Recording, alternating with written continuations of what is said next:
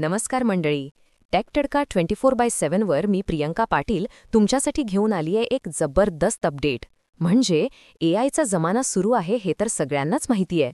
पण विचार करा, ह्या एआयच्या प्रचंड गरजा पूर्ण करण्यासाठी आपलं पर्यावरण, पाणी आणि हवा यांचं काय होणार?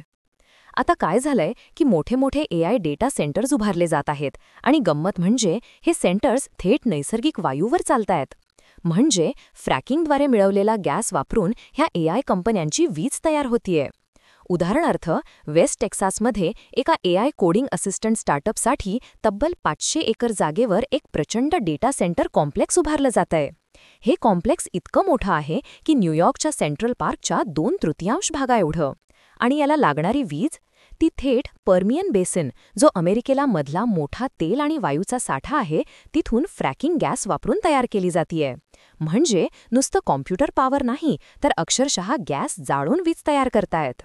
ओपन एआयचे सीईओ सॅम ऑल्टमन स्वतः त्यांच्या स्टारगेट डेटा सेंटरला भेट देऊन म्हणाले की we are burning gas to run this data centre. त्यांच्यासारख्या मोठ्या कंपन्या देखील हाच मार्ग स्वीकारताना दिसतायत. पण ह्या सगळ्याचा फटका कोणाला बसतोय? तर ज्या स्थानिक समुदायांमध्ये हे प्लांट्स बसवतायत त्यांना. अर्लिन मेंडलर नावाच्या एक बाई जी स्टारगेट सेंटरच्या समोर राहते, तिच्या मते शांत आणि निसर्गरम्य जागा आता बांधकाम आणि आवाजाने भरून गेली आहे. रात्रीचे सुंदर दृश्य आता डेटा सेंटरच्या रोषणाईने नाहीसे झाले आहे. आणि नुसताच गोंधळ नाही, तर पाण्याची समस्या पण आहे. वेस्ट टेक्साससारख्या दुष्काळी भागात जिथे पाण्याची आधीच कमतरता आहे, तिथे ह्या डेटा सेंटर्समुळे पाण्याचा अजून तुटवडा निर्माण होण्याची भीती आहे.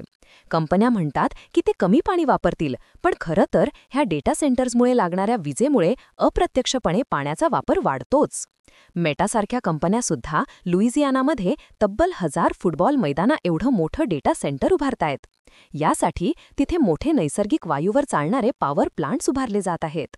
लोक कंटाळले आहेत, पण कंपन्यांनी दिलेले कॉन्ट्रॅक्ट्स 15 वर्षांचे आहेत. कंपन्यांचं म्हणणं आहे की चीनला टक्कर देण्यासाठी आणि अमेरिकेत रोजगार निर्मितीसाठी हे गरजेचं आहे.